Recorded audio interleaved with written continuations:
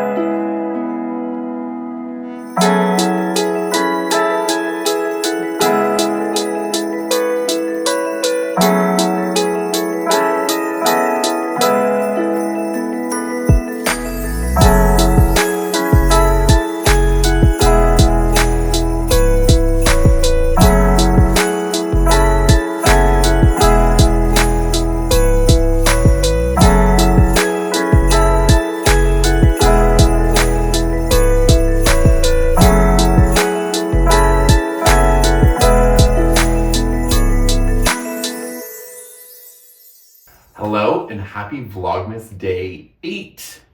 It is now very much the end of the day. It is quite late, but as you saw earlier in the day, I pretty much just spent the entire day traveling. I woke up, had to pack my, 45-pound suitcase that I brought for like 50 hours of a vacation. And then I went with my sister and my mom to the airport and we had a little bit of a lunch. And then I tried the Starbucks oat nog latte, which they only have in Canada. And it was pretty good. I definitely wasn't like wowed by it, but I'm glad that I tried it. And then we flew home. My brother picked me up from the airport. I grabbed dinner with my family and I came back to my apartment and now I'm here. It's definitely been a pretty like hectic and crazy day and I haven't filmed a ton of content. So I thought that to kind of end this vlog, I would kind of do a fun little Eras tour recap for you guys. Because if you saw yesterday's vlog, then I showed you a lot of the Eras tour, but I didn't really share too much of my thoughts about it. Obviously, I'm going to be overwhelmingly positive, so it's not like I'm going to be, crapping on it. So there's that. I can get that out of the way. Obviously, I'm a huge Swiftie. I'm going to love everything about the tour. But yeah, so I kind of want to just get in first with some overall thoughts about the tour. And then I made a list of like kind of my top 5 moments and I want to walk through each one of those with you once I kind of go over the overall thoughts. So yeah, let's get into it. Overall, what I would say I was most excited for going into the show is of course seeing the Tortured Poets Department set. When I saw the show in Denver, that set was not a thing yet because the album hadn't come out yet. So I saw her in July of 2023. Tortured Poets came out in April of 2024. So obviously there was no opportunity for this set to exist. So I was really excited to see all those songs live for the first time. And it did not disappoint. It did not disappoint whatsoever. There's a specific performance that made my top 5 list. So that's really exciting. And yeah, overall, I was just really impressed. The one thing I can say about that set, and I watched, I think, one live stream of the Tortured Poets set, and then I had seen clips on TikTok, but that was kind of a little bit ago, and then I tried to distance myself a little bit before actually seeing the show, because I wanted it to feel fresh and exciting. And I kind of forgot how intensely she goes into the insane asylum aesthetic. I thought that that was really cool, and I really, really liked that. I thought it added such an interesting vibe to the show, and it's so cool that you can have something like bright and cheerful like Lover or Speak Now and then literally Taylor in an insane asylum. So That's so fun. And then kind of the other thing I want to talk about is just kind of the overall experience in general. The stadium, getting to the seats, our seats, all of that. And all of it honestly was really great. The only thing that was kind of confusing is my ticket said to enter through gate G, I think, but you could just enter through any gate. So I kind of wish that they said to just enter through any gate, because we ended up kind of walking around the stadium when we didn't necessarily need to. So that was like a little annoying, but once we're inside the stadium, it was super easy to get around. It wasn't, I mean, it was obviously super packed, but it wasn't like horrible or anything like that. We were able to get a drink with no line, so that was awesome. Got a few snacks as well. Getting to our seats was super easy. The seats had a really amazing view, as you saw yesterday. There was like one pole that was like partially covering the screen, but it was honestly not a big deal whatsoever. I was really, really happy with the seats. I definitely am glad I got like slightly elevated seats over floor seats, just because obviously it'd be so cool to be so close to Taylor, but I really like being, I don't know, elevated, because then you can see the stage as well. And I guess the other overall thing to talk about would just be like the crowd in general, and everyone was honestly amazing. No one, I think, got too drunk or anything like that. So Swifties once again totally came through, and it was such a positive and fun experience. And I loved, doing all the chants with everyone and screaming along and all that stuff. So it was all just like such a good vibe, and nothing negative happened once throughout the whole night, and it made it such a fun experience and such a uplifting experience. And that is just honestly some kind of unheard of going to a concert. So I love that so much. So thank you to all the Vancouver Swifties. You guys totally made the show so great. And yeah, I think now I should get into my top 5 moments of the show, which I wrote down here on my iPad. And I think, so some of them are like kind of specific to the show, and some of them are kind of stuff that happen every show, but it's just stuff that just I really feel like made an impact. So yeah. Getting into number 5 is, of course, the Taylor unveiling at the beginning of the show. When the dancers unveil Taylor and she starts singing Miss Americana and the Heartbreak Prince, that moment is always just so incredible, and I love it so much. So that was just so fun. I don't know, it's just such an exhilarating start to the entire show. It's just immediately, bam, she's like in a chorus, like going for it. It's just, I don't know, it's so good, and it gets the adrenaline pumping in such a good way. And I loved it the first time I saw it, and I loved it once again seeing it in Vancouver. The number 4, I have the Champagne Problems standing ovation.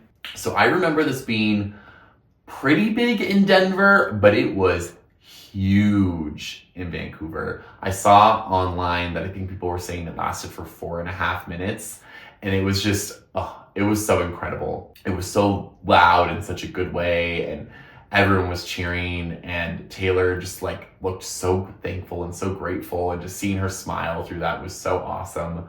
And then there was a chant for, I think it was Taylor, and like people like saying Taylor repeatedly, and then the other chant was people saying thank you repeatedly, and that was just, I don't know. I loved it so much. It made my heart so happy. So that was great. And then moment number 3 that I really loved is actually just the entire performance of the song Marjorie. I absolutely love this song. As a lot of you who've been following me on social media know, I went on a little solo trip to Breckenridge this fall, and the fall vibes were just so top tier. Or the leaf peeping was so good. The leaves were absolutely at their peak, and it was so amazing.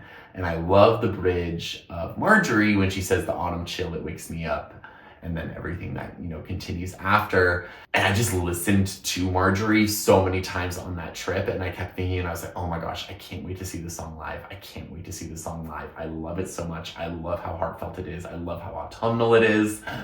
And it did not disappoint. It was so good. I did see it in Denver, but I felt like it just hit harder knowing that I had this like even more anticipation seeing it for the second time. So that was so good. And I genuinely love that song so much. It's incredible. And as you saw, I dressed up for Evermore for the show. So obviously an Evermore song had to be in my top 5.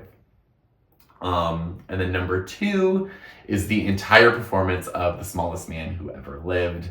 This song is incredible in the recorded version. Like, I can't stopped listening to it. I think it's my third most listened to song of the year. I think it goes Miss Me Too by Griff, The Black Dog by Taylor, and then I think it's The Smallest Man Who Ever Lived. And I don't know, I love the song so much. The bridge is genuinely incredible. Just the fact that it's just metaphor after metaphor after metaphor after metaphor is so good. The moments within the performance that I really love the most are the note change for Good Riddance. That is incredible. And then also, I really love how she's going into war and then she gets shot twice before ultimately being killed. And I love how each shot is supposed to represent one of the heartbreaks that she experienced on the tour. The first being with Joe Alwyn and the second being with Maddie Healy. That level of lore and that level of attention to detail is just so incredible. And I had seen it on TikTok, but seeing it live just hit even harder. And it was so fun to hear everyone in the stadium chanting along to that bridge because it's just so incredible. And then finally, number one, this is a moment that was super specific to the Vancouver Night 2 show, and that was when Taylor made the pretty funny face when she was saying the line "'cause we're crazy" during the Tortured Poets Department, the song, which was in the piano mashup during the surprise song section. I don't know, I love when Taylor is in on the joke a little bit and she's aware of what people are saying and she leans into it. Obviously everyone knew that Maddie Healy probably was not the one, but it was the rebound era. Everyone's been there. We so get it.